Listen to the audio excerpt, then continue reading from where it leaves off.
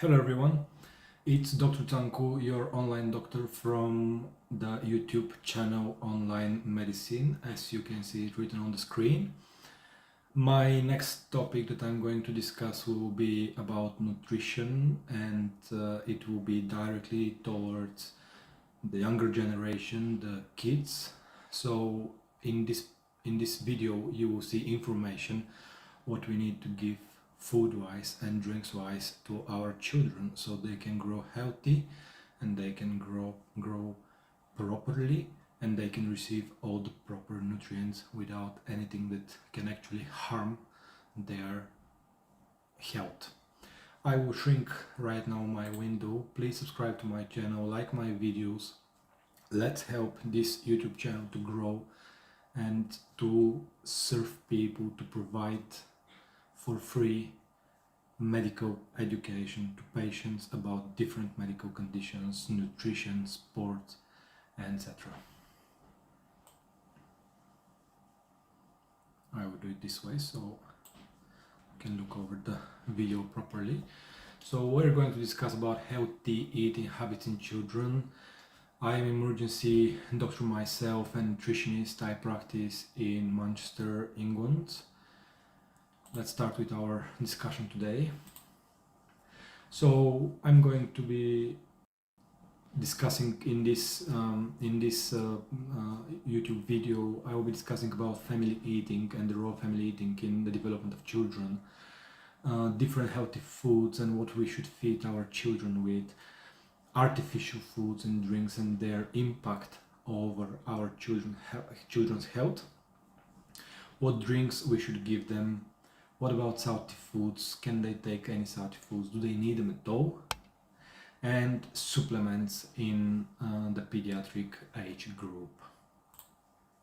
So with regards to family eating, before actually I start discussing about family eating, I would like to say that children need regular meals and snacks to get the energy in the form of calories and goodness or nutrients they need for growing and in case of illness to fight off the illness.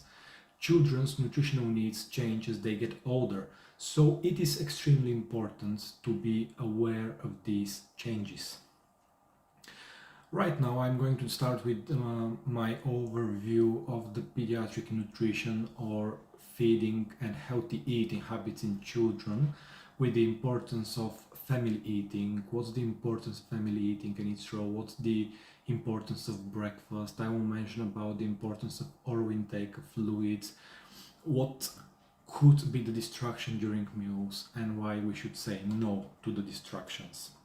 Eating family meals together helps encourage children to enjoy a variety of foods and to spend time with the family.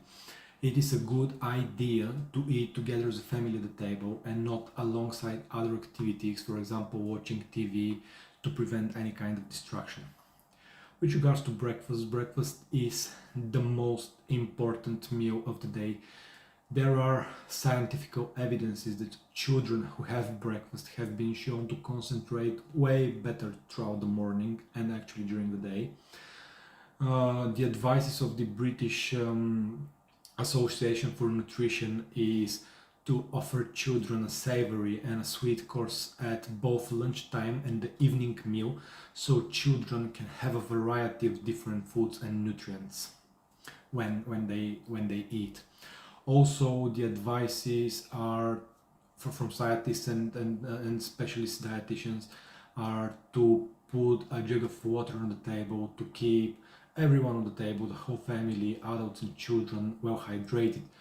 Also, there are evidences that children who drink extra water perform better in attention and memory tests, which is extremely important for school, college, as well as the young people in university. And actually water and a very good hydration is good for everyone. It's extremely important to have a good hydration.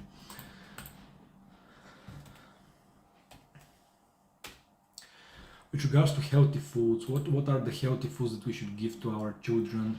That's what I'm going to discuss in this topic. The nutrients that children need are found in 4 main groups, which you can see on the screen at the moment. Well, I have divided them actually in 5 groups, but meat, fish and eggs, beans, peas and other non-dairy products are all sources of protein, so this is basically one group of product. But in this case, for the purpose of the presentation of the video lesson, I have divided them in 5 different groups so I can differentiate between the meat, fish and eggs protein and then the vegetable type of protein which comes from beans, peas, etc. All these products should be offered every single day to children. The first group is bread, rice, potatoes, pasta and other type of starchy products or foods. Each meal should be based on food from this group. This is for example, we should give people, young children, and we should give them bread, potatoes, pasta, rice, grains. You can find grains in couscous or breakfast cereal at main meals, and scones, buns, muffins, crumpets or cereal bars for snacks. For children who are over 5 years old, whole grain varieties are a better option. They are much healthier and much more filling, so they can not feel any starvation or any hunger throughout the day properly. About fruits and vegetables, they're extremely important in the diet of our children. We should actually aim for at least 5 portions of fruits and vegetables per day. They can be fresh, frozen, tinned, but if they're tinned, then they should be in their own juice, dried, or actually all the vegetables or fruit should be done as a smoothie or juice.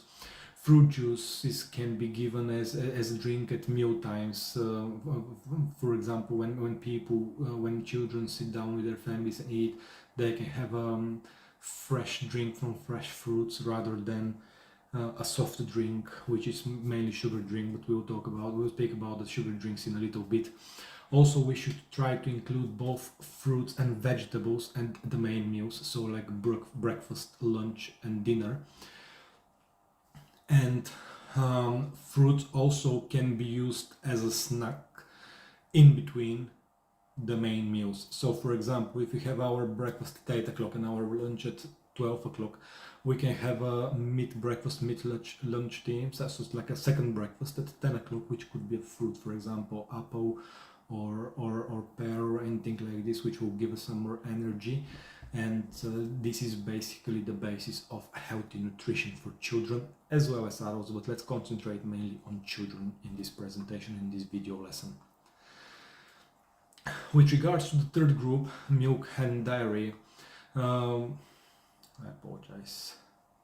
With regards to the third group of milk and dairy, we should aim to provide protein and calcium to children, and that's why milk and dairy are separate from the rest of the proteins, because they're extremely important thanks to the calcium that we give and the opportunity that calcium provides for healthier bone development.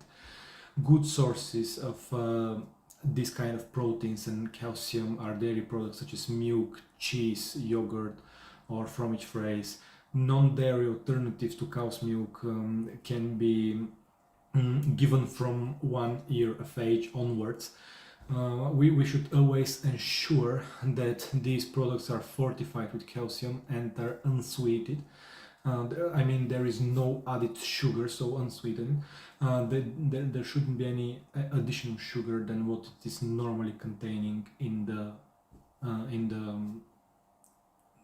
non-animal products. For example, if people follow vegan diet. For example, I can give the almond milk. It contains extremely good nutrients for people, and if someone is vegan or vegetarian, doesn't want to eat or drink milk or yogurt, they can actually try the almond milk. It's extremely good, really nice taste, unsweetened, perfect. It's absolutely perfect. Obviously, if you need more advice on this kind of nutrition, please let me know. Drop me a comment under the video, send me a message. You'll see my contact details in the end of the video. Do feel free to do this, and I am more than happy to advise you further.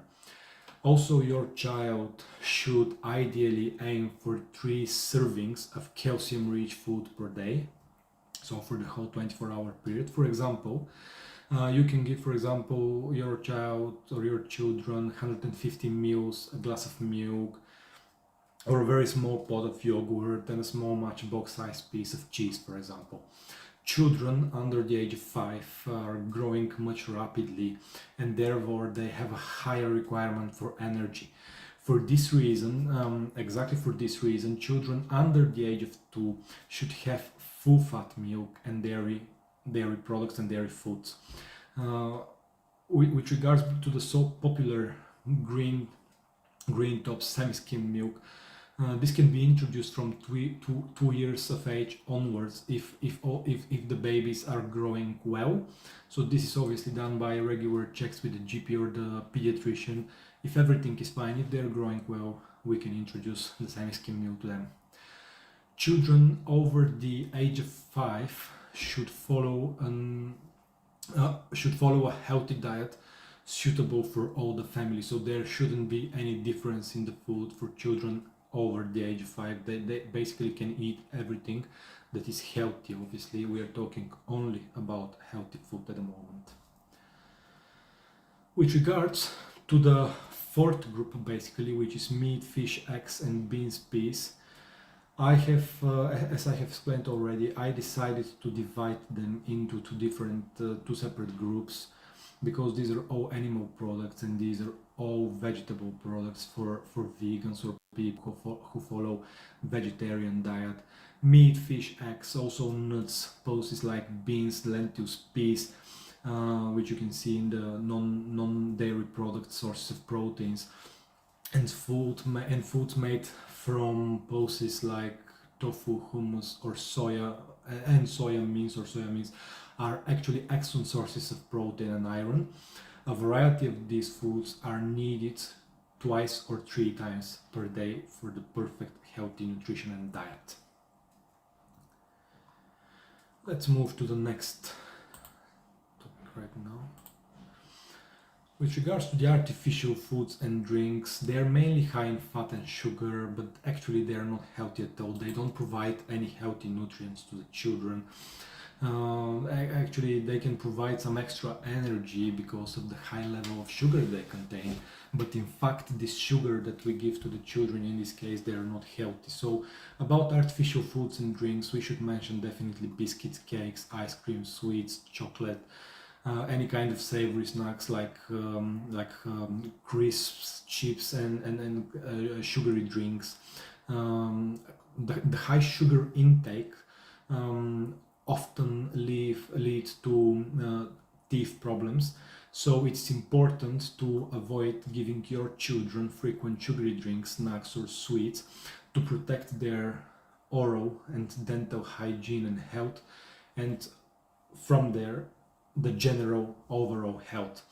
If you want to give them anything that contains additional extra sugar, please do this at meal time so their metabolism can adjust and they can basically metabolize these products much faster. And obviously they will be taking more healthy nutrients, because as we said initially, these artificial foods and drinks are high in fat and sugar, but they don't contain anything healthy. They don't contain any healthy nutrients for your children. With regards to fats when we talk about fats, we should only offer foods in children of this kind of artificial foods and drinks occasionally. Actually, I would say we can easily grill them, steam them, or bake foods instead of frying them, and use a much smaller amount of butter and margarine or oil in cooking or over the bread, rather than using excessive amounts, so we can prevent our children from taking too much fat that is actually not going to be helpful for them. The next topic that I'm going to discuss is on my overview of healthy nutrition in children is the drinks. The best drinks for children are water and milk, as they will not damage their teeth. Fizzy drinks and squashes can provide excess energy and lead to unnecessary weight gain.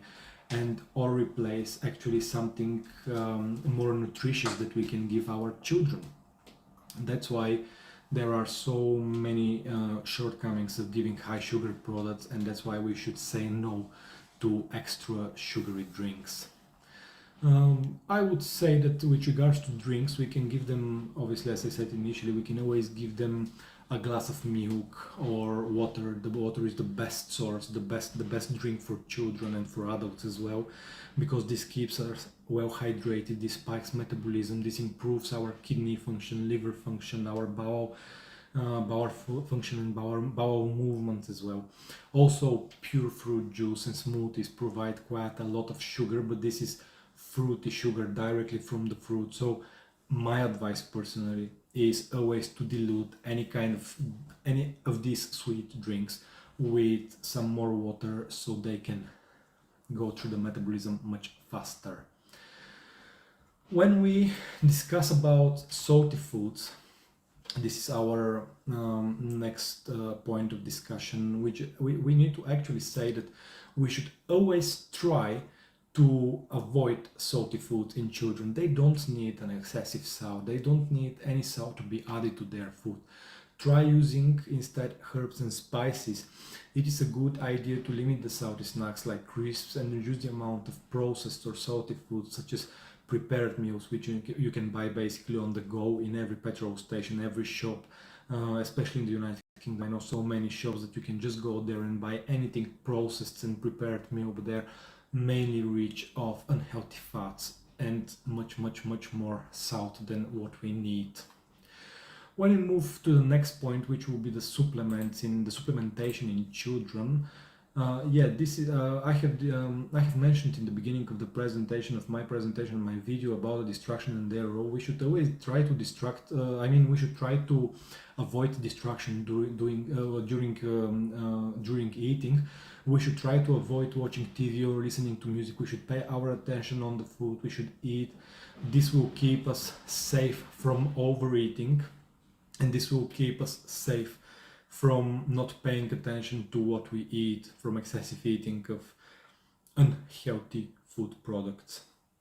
The healthy distractions that we should actually use as quick tips for children are actually to, for example, I have put a picture on your screen at the moment, which is a young girl who is actually playing a game on her smartphone, or her parent's smartphone, doesn't matter. This is not good. We should stay away of this, and instead we should encourage this young child, for example, to feed one of her toys or dolls or anything like this, to be more concentrated over the feeding process rather than watching a telly or any kind of or playing any kind of a game whilst eating. This prevents much more problems that may appear during the development of the healthy habits. So if children have a proper healthy habits in eating and drinking since younger age, they will grow up this way, and this reduces significantly the risk of tooth decay or any kind of oral and dental problems. This also will prevent young people, when they grow up, when they become adults, to have unhealthy habits about eating. So we should try to maintain high quality products. We should try to keep high quality food products and nutrients in our cupboards and fridges, and give children mainly healthy food. So with regards to the nutrients, with regards to the supplements, all children aged 6 months to 4 years should be given a supplement containing vitamin A and C. I will also mention D, but I will mention about vitamin D in a little bit. There are so many vitamin drops on the market and little jellies that you can give to children containing vitamins. This is extremely important for the development of the immune system and the proper growth of the body. Nowadays, unfortunately, we can't provide all the possible and good nutrients in enough amount for our bodies only from food. So we should try to give some supplements to our children with vitamins, so their immune system can actually develop properly and can fight infections in a timely manner. All children over the age of 1 year old should obtain at least 10 micrograms of vitamin D, especially during the autumn and winter. So additional vitamin D as a daily supplement may be required in these children. This is extremely important for them because it provides a better outcome for their bone structure, their growth, their brain development, memory, etc. I am more than happy to discuss a little bit deeper if you're interested, so please leave me a comment under my video and I'm more than happy to make another video which will be more concentrated over the nutrition, providing you with examples for different food products, because right now I have given like 4 or 5 main categories of food products that children should eat, but I am more than happy to discuss certain products and what are their benefits if you're interested, my friends. So what we are going to discuss over this side here is about the overview of the main points, and what my advice will be to try to make food and eating as a great fun and full of joy event. Children on their own, they love to get involved, so take them to the shop to help choose different food products, let them help you with the cooking and talk to them about healthy eating habits. It's extremely important for them in a young age, and when they become adults they will grow up maintaining this high quality standard of eating, and this will help them in the future massively. Also, try to encourage your children to try to use and eat new foods and make it like a pleasurable experience for the whole family when you sit down on the table, because that's how children will get more nutrients which are more healthy and which will help them develop properly. Thank you very much for your time, guys. It's Dr. Tsanku, your online doctor from the YouTube channel Online Medicine. Please subscribe to my channel, click on the bell button next to the subscribe button on your YouTube. If you need to get in touch with me, please leave me a comment under any of my videos on my YouTube channel Online Medicine, or you can find my Facebook page which is Dr. Tsanku Stefan Fritan, as you can see it on the screen, or you can just send me an email. You can see here my Instagram page, Healthy Food and Habits. You can always go there and find some further advices about healthy nutrition, especially for weight loss, prevention of different kind of conditions and diabetes, chronic pancreatitis, or anything like this in adults. Please let me know if you need anything else, if you want me to discuss anything else in the future, if you want me to develop any more presentations and videos about specific healthy eating concerns that you have, and I am more than happy to provide the best of my knowledge. Thank you very much for your time. All the best. See you soon. Bye.